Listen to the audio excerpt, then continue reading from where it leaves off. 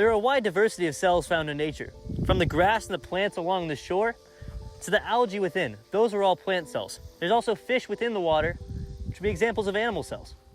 We have a flock of geese over here, which are a prime example of animal cells in nature.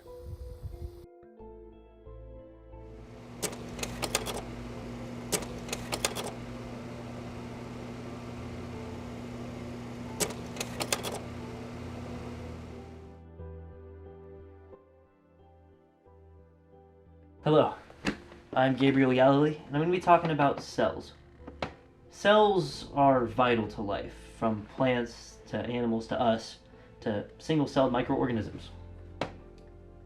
They are the building block, they're the functionality and the form of life, and without them we wouldn't be able to function.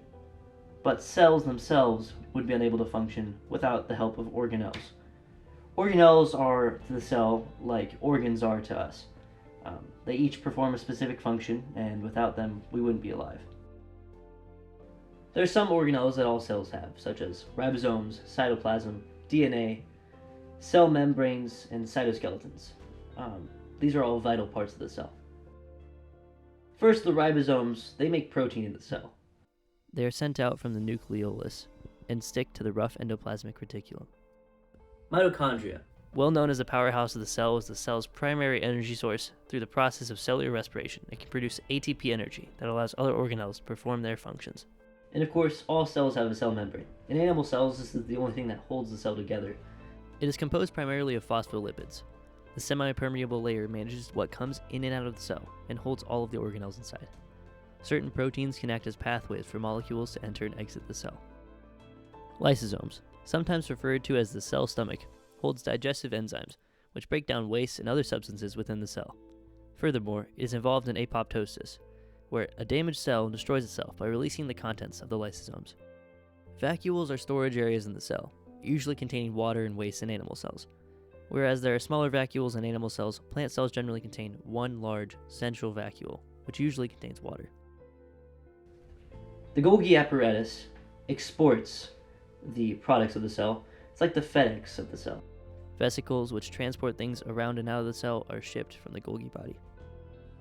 Then we have cytoplasm. This is the liquid that's inside of the cell, and it's what all the organelles are inside of.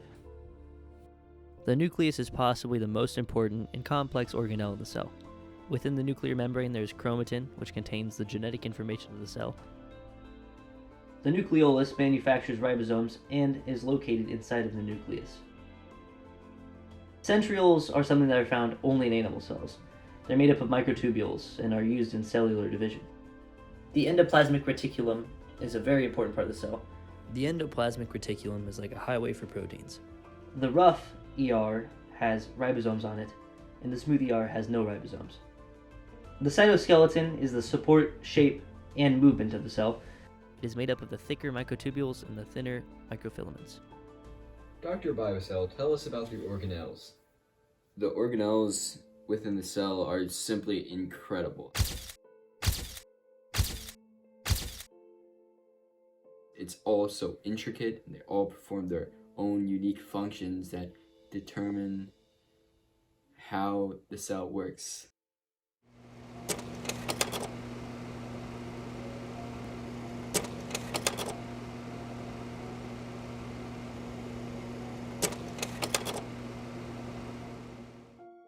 Plant cells have some unique organelles as well, such as the previously mentioned central vacuole. Plant cells are more rigid and geometric in shape, thanks to the cell wall, which acts as an extra barrier for support in plant cells. Chloroplasts are important in photosynthesis, helping to convert light into energy for the plant cell, as well as giving the plant its green color.